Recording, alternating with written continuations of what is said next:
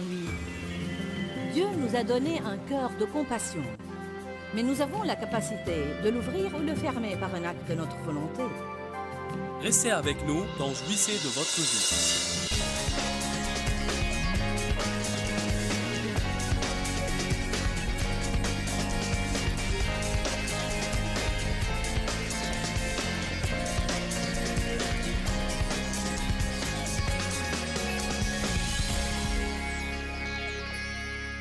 Et le Seigneur m'a changé et a fait de moi une donatrice. Quand je dis « il a fait de moi une donatrice », je ne parle pas de donner seulement dans une collecte, c'est vraiment le tout début pour être donateur. Un donateur, quelqu'un qui a un ministère de donner, et ça peut être n'importe qui. C'est un ministère que quiconque peut avoir si vous le voulez. Mais il faut faire mourir la chair pour le faire. J'ai été malheureuse tant d'années. Et je sais par expérience ce qui marche et ce qui ne marche pas. J'ai tout essayé pour être heureuse. Et j'ai découvert que la seule manière par laquelle vous pouvez être heureuse, c'est quand vous vous oubliez. Vous perdez de vue vos propres intérêts, vous cessez de penser à ce que vous voulez et ce dont vous avez besoin. Et vous visez intentionnellement à être une bénédiction pour quelqu'un d'autre. J'insiste sur intentionnellement, parce que la plupart du temps, vous n'en aurez pas envie. Vous allez devoir le faire exprès. Suivons intentionnellement les voies de l'amour. Dieu est un donateur. Si on a sa nature, alors on doit être donateur également. Les donateurs cherchent toujours l'occasion d'être une bénédiction pour quelqu'un. Je voudrais commencer par une parole dans Luc 10, verset 27. Je vais probablement vous conduire à beaucoup de différentes écritures ce soir parce que je veux que vous remarquiez un thème qui se retrouve dans toute la Bible. Et c'est que Dieu se soucie de ceux qui sont affligés et il s'attend à ce qu'on se soucie d'eux aussi. Quand on prêche des sermons qui incitent les gens à recevoir quelque chose pour eux-mêmes, ils acclament et applaudissent. Mais ça devient vraiment calme quand on parle de mettre à mort la chair et de faire quelque chose pour quelqu'un d'autre. Mais ce sont là les messages qui vous rendront heureux plus tard. Éternellement heureux, heureux à perpétuité. Qui d'entre vous sait au fond de son cœur que ce que je vous dis est juste, que le seul moyen au vrai bonheur est de rester occupé à faire quelque chose pour quelqu'un d'autre? Mais vous savez, on vit dans un monde très égoïste et égocentrique. Et cet esprit d'égoïsme est également dans l'Église. Luc 10, 27. Et il répondit, « Tu aimeras le Seigneur, ton Dieu, de tout ton cœur, de toute ton âme, de toute ta pensée et de toute ta force. Et tu aimeras ton prochain comme toi-même. » Deux choses que Dieu nous dit de faire. L'aimer et aimer les gens. Parfois, je pense qu'on complique le christianisme. On a toutes ces choses qu'on pense qu'on est censé faire. Et la Bible dit, aimez Dieu, aimez les gens. Aimez Dieu, aimez les gens. Et si vous faites ça, tout vous réussira. Vous serez extrêmement heureux, vos prières seront exaucées, vous aurez le pouvoir sur le diable, vous jouirez d'une paix profonde et vous verrez la gloire de Dieu dans votre vie régulièrement. Si vous aimez Dieu et vous aimez les gens. Verset 28, Jésus lui dit, « Tu as bien répondu. Fais cela et tu auras la vie. » J'aime vraiment cette partie parce qu'il a dit, « Tu connais la réponse, va la mettre en pratique. » C'est intéressant parce que on sait beaucoup de choses qu'on ne met pas en pratique dans notre vie. Fais cela et tu auras la vie. La Bible amplifiée dit, tu jouiras d'une vie active, bénie, sans fin dans le royaume de Dieu. Jouir de la vie. Je crois vraiment que Dieu m'a donné un mandat de prendre Jean chapitre 10, verset 10, et d'essayer de le mettre en pratique dans ma vie et dans celle des autres. Et Jésus dit, le voleur ne vient que pour dérober, égorger et détruire. Mais moi, je suis venu afin que vous puissiez avoir et jouir de votre vie. Jésus n'est pas mort juste pour qu'on puisse aller au ciel. Il veut qu'on jouisse de la vie. Et je ne parle pas de passer notre temps à nous amuser. Ce n'est pas de quoi je parle. Je parle plutôt de jouir du commun. Je parle de jouir de l'ordinaire et l'habituel. Lundi, mardi, mercredi, jeudi, vendredi, samedi, dimanche. Lundi, mardi, mercredi. Qui saisit ce que je veux dire? Parce que le savez-vous, on ne va pas voir quelque chose de super spectaculaire se passer chaque jour de notre vie. On ne va pas avoir quelque chose de stimulant pour notre chair qui va se passer chaque jour de notre vie. Mais il nous dit juste là comment jouir de la vie. Je vais commencer à prendre ces principes et essayer d'aider les gens à comprendre que si seulement ils aiment Dieu et les gens, ils jouiront sûrement de leur vie.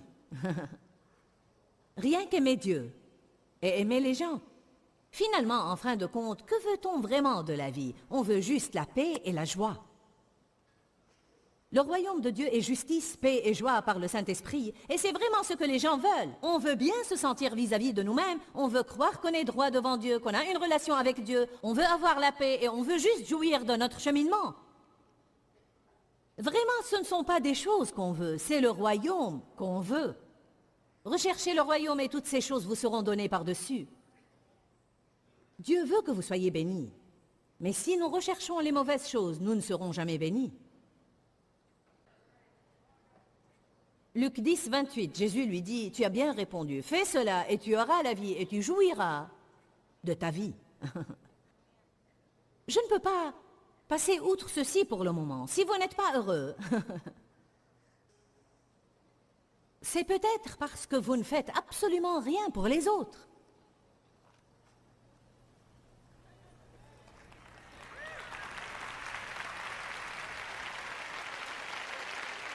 On peut aller à l'église et ne jamais rien faire pour qui que ce soit. Est-ce que vous servez? Vous subvenez aux besoins des autres? Est-ce que vous écoutez ce que les gens vous disent?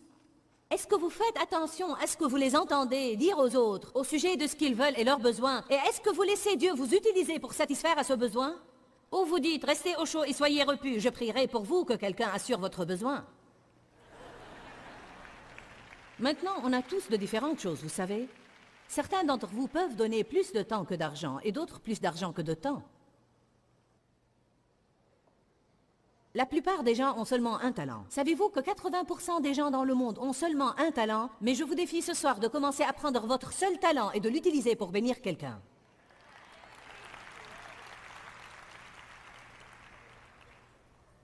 Père, je prie qu'avant que ce soir ne tire à sa fin, les gens voient l'importance biblique de ce que j'enseigne ici ce soir. Qu'il n'y a pas moyen qu'on jouisse de nos vies si on ne s'oublie pas nous-mêmes. Et on ne porte pas assistance aux gens autour de nous dans notre petite section du monde. Verset 29. Mais lui, voulant se justifier de tout reproche, dit à Jésus, « Et qui est mon prochain ?» Jésus répondit, « Un certain homme descendait de Jérusalem à Jéricho, et il tomba au milieu de brigands, qui, après l'avoir dépouillé de ses vêtements et roué de coups, s'en allèrent, ne se préoccupant plus de lui outre mesure, le laissant à demi-mort. Maintenant, par coïncidence, un prêtre vint à descendre par ce chemin-là. Il le vit et passa outre. Puis-je vraiment être hardi ce soir et dire qu'il y a des prédicateurs également qui n'aident personne?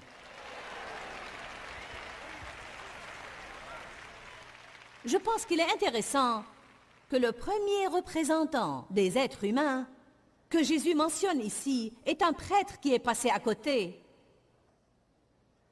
et simplement s'est éloigné parce qu'il ne voulait pas s'impliquer.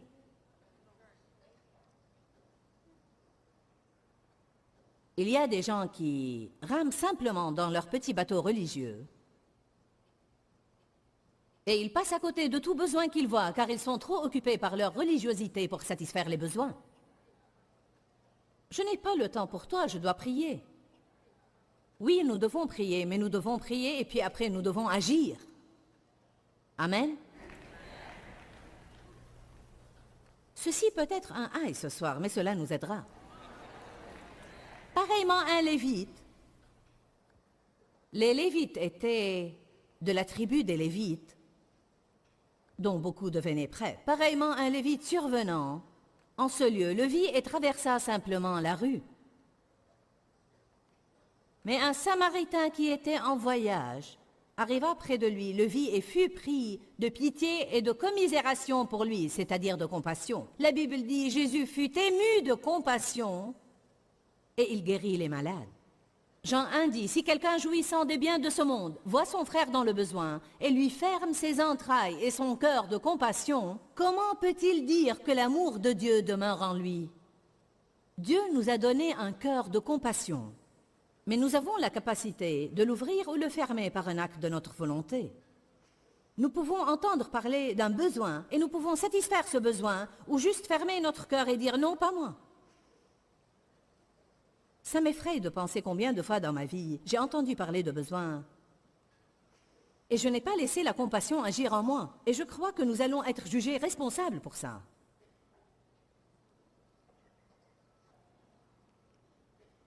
Jésus dit à Pierre, dans Jean 21, « Pierre, m'aimes-tu? » « Oui, Seigneur, tu sais que je t'aime. » « D'accord, Pierre, aide quelqu'un. » Il lui a dit, « Paie mes brebis, et c'est la même chose. » Allons, recevons une nouvelle révélation ce soir. Il ne faut pas spiritualiser cela. Bien, Pierre était appelé au ministère. Pierre, m'aimes-tu? Oui, Seigneur, tu sais que je t'aime. Bien, paie mes brebis. Il a dit à Pierre une deuxième fois, « Pierre, m'aimes-tu? » Oui, Seigneur, tu sais que je t'aime. Bien, alors paie mes agneaux. Troisième fois, « Pierre, m'aimes-tu? » Et la Bible dit que Pierre fut peiné de ce qu'il lui eut dit pour la troisième fois, « M'aimes-tu? » Je pense qu'il essayait de marquer un point, pas vous? Je veux rephraser ça pour qu'on le comprenne. Aimez-vous Jésus? Aidez quelqu'un.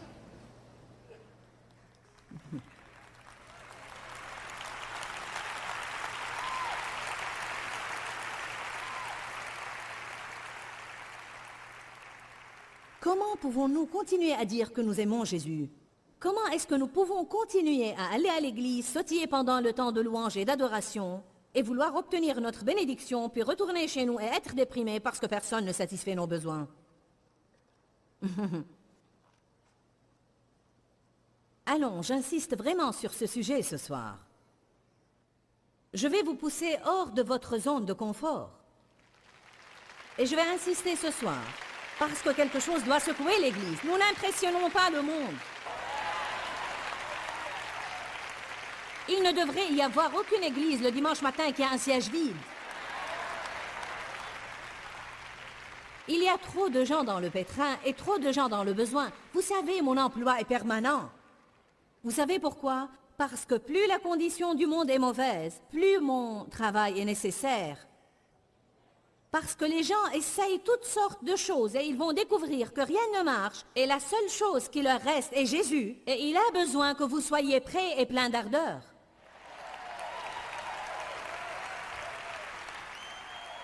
Vous avez tous une chair. Écoutez, je suis censé enseigner aux croyants afin qu'ils sortent et accomplissent les travaux du ministère. Ce n'est pas la responsabilité des prédicateurs de tout faire. Vous êtes censés faire les travaux et nous sommes censés donner l'enseignement. Je vais dire beaucoup de fois ce soir, que faites-vous vraiment pour aider quelqu'un d'autre?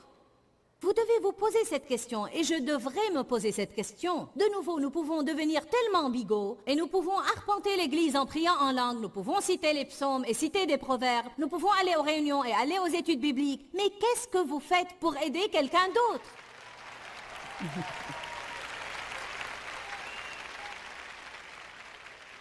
Bien, j'ai travaillé dans l'église par le passé et ils ont tiré profit de moi et j'ai été consumée.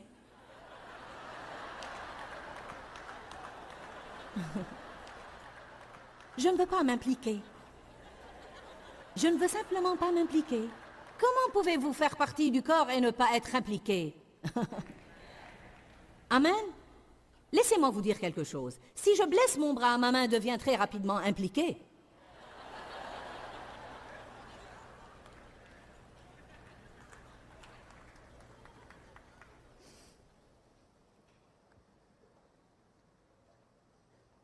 Verset 34. Lisons le verset 33 d'abord, comme ça nous remettrons le verset dans son contexte. Mais un Samaritain qui était en voyage arriva près de lui, le vit et fut pris de pitié et de compassion. Le verset 34, j'aime vraiment cela. Il s'approcha. Il s'approcha de lui. Il n'a pas attendu que cet homme le prie de l'aider. Il s'est levé, a agi et est allé vers lui. Il est allé et a dit, « Laisse-moi t'aider. » J'ai souligné cela. Il s'approcha. C'est stupéfiant toutes les choses merveilleuses dans la Bible que nous manquons. Il s'approcha de lui. Nous ne devrions pas être poussés dans le service de l'Église. Nous devrions aller aux leaders et leur dire, « S'il vous plaît, que puis-je faire? Je dois servir. Je veux être à votre service. Je veux être utile. » Mon Dieu, ne passez pas simplement votre vie à m'engrailler tout le temps au sujet de votre travail que vous dites haïr,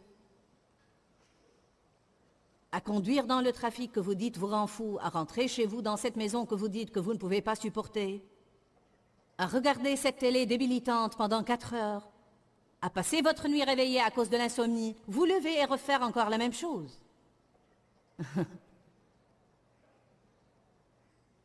Aidez quelqu'un. Évidemment, nos vies doivent être équilibrées. Vous devez vous reposer, vous devez faire des choses pour vous-même, vous devez rester à la maison. Il n'y a pas de mal à regarder la télé. Mais je suis en train de dire simplement, quoi que nous fassions, nous devons faire attention de ne pas nous enliser dans ce style de vie égoïste, égocentrique, centré sur le moi. Si nous comptons jamais avoir n'importe quelle vraie joie, nous devons nous débarrasser de tout cet égocentrisme et que nous devenions altruistes. Tu commences à être impliqué avec des personnes et elles tirent profit de toi. Oui, certains d'entre eux. Ne faites pas cela pour des personnes, faites-le pour Jésus. Tout ce que vous ferez pour le plus petit d'entre ces petits, c'est pour moi que vous l'aurez fait. Tout ce que vous n'aurez pas fait pour le plus petit d'entre ces petits, c'est à moi que vous ne l'aurez pas fait. Jésus prend les choses à cœur. Il dit dans Colossiens, « Quoi que vous disiez, quoi que vous fassiez, faites-le de tout votre cœur. Et faites-le non pas en voulant plaire aux hommes, mais en cherchant à plaire à Dieu, sachant que votre récompense ne vient pas des hommes, mais de Dieu. Quoi que soit ce que nous faisons dans le secret, Dieu nous récompense ouvertement. » Alléluia. Certains sont des intercesseurs et vous servez Dieu par l'intercession. Et c'est un ministère impressionnant. Elle doit être un intercesseur. Luc 10, 34. Il s'approcha de lui et banda ses plaies, y versant de l'huile et du vin. Puis il le chargea sur sa propre monture, le mena à une auberge et prit soin de lui. Vous voyez, il s'était bien impliqué. Il a relevé ses manches et il s'est impliqué dans la vie quotidienne mesquine. Et le jour suivant, il a sorti 2 deniers, le salaire de 2 jours, et les a donnés à l'aubergiste en disant « Prends soin de lui, et ce que tu auras dépensé, je te les rembourserai moi à mon retour. » Il ne connaissait même pas ce monsieur. Et il s'est impliqué. Il est allé vers lui. Il s'est impliqué personnellement. Puis quand il ne pouvait plus être là personnellement, il a donné l'argent pour s'assurer que la mission serait accomplie. Quand vous ne pouvez pas aller vous-même, au moins vous pouvez donner l'argent pour que quelqu'un d'autre puisse le faire. Alléluia. Je ne peux pas aller de prison en prison et aider les prisonniers parce que j'ai un ministère de médias, mais j'ai les prisonniers à cœur. Alors nous prenons l'argent du ministère et nous envoyons des personnes aux prisons. Je ne peux pas aller partout, mais je peux m'assurer que beaucoup soit fait. Verset 36, et Jésus dit, « Lequel de ces 3 penses-tu s'est montré le prochain de l'homme tombé aux mains des brigands ?» Il répondit, « Celui qui a exercé la miséricorde envers lui. » Et Jésus dit encore, « Va et fais de même toi aussi. » Très simple. Allez à Jacques 1, 27. Nous sommes supposés porter du fruit. Notre relation avec Dieu est tout d'abord quelque chose qui se passe dans notre cœur. Mais après, la Bible dit que la foi sans action est morte. Je peux avoir toute la foi que je veux, mais elle ne ferait aucun bien à quiconque, à moins que je la mette en pratique. Il y a différents genres de travaux. Mais il y a certains genres de travaux que Dieu lui-même préconise, et c'est à leur sujet que je veux parler ce soir. Jacques 1, 27. La religion visible et pratique, c'est-à-dire la religion qui est exprimée par des actes altruistes, la religion pure et sans tache devant Dieu notre Père consiste en ceci. Vis-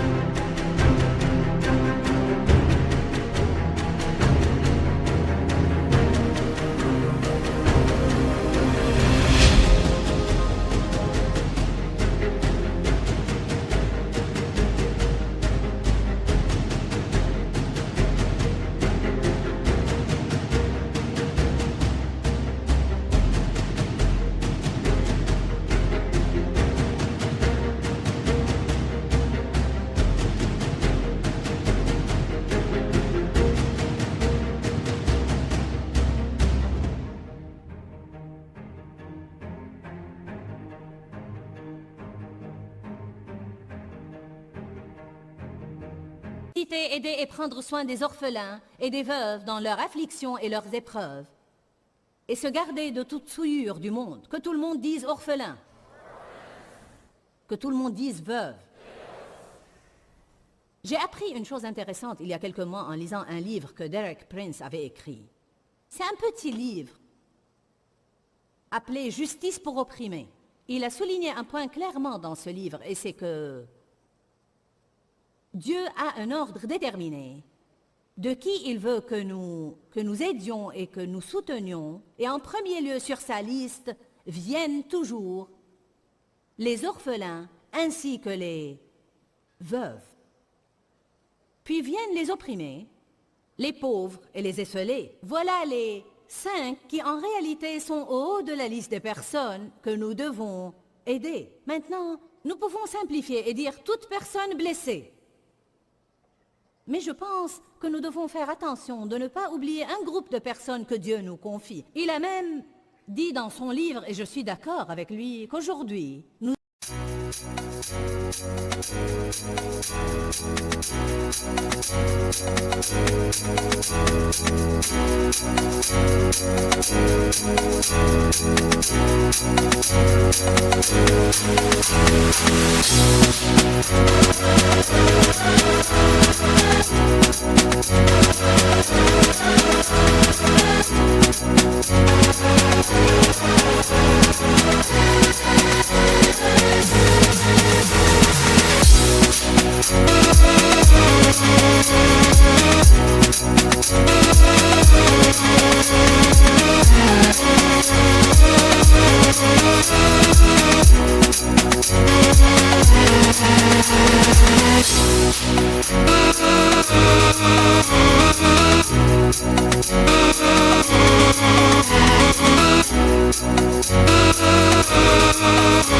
avons tant de parents célibataires et aussi tant d'enfants sans père qu'ils qualifient comme des sortes de veuves et d'orphelins. Et je veux vous dire que s'il y a quiconque dans le royaume pour qui nous avons besoin d'avoir de la compassion, leur tendre une main de soutien et aider, c'est les mamans célibataires. Et les papas parfois, mais habituellement, ce sont les mères qui finissent avec les enfants. Et souvent mariés à des hommes qui ne prennent pas leurs responsabilités et ne payent pas la pension alimentaire. Et ces femmes essayent de prendre 2 ou 3 ou 4 emplois. Le titre de cet enseignement était aujourd'hui « Il ne s'agit pas de moi ».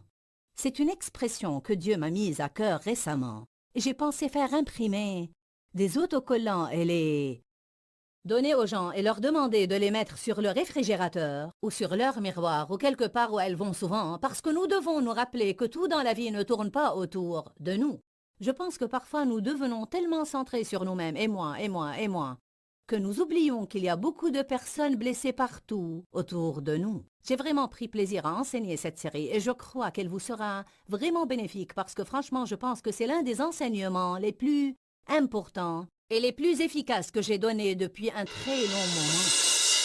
Quand, Seigneur, quand? Dans ce livret, Joyce Meyer vous apprend à faire confiance au temps de Dieu. Pour obtenir ce livret gratuitement, écrivez-nous à Joyce Meyer, boîte postale 40095-6300 Larnaca, Chypre. Ou bien visitez notre site web www.joycemeyer.org/fr.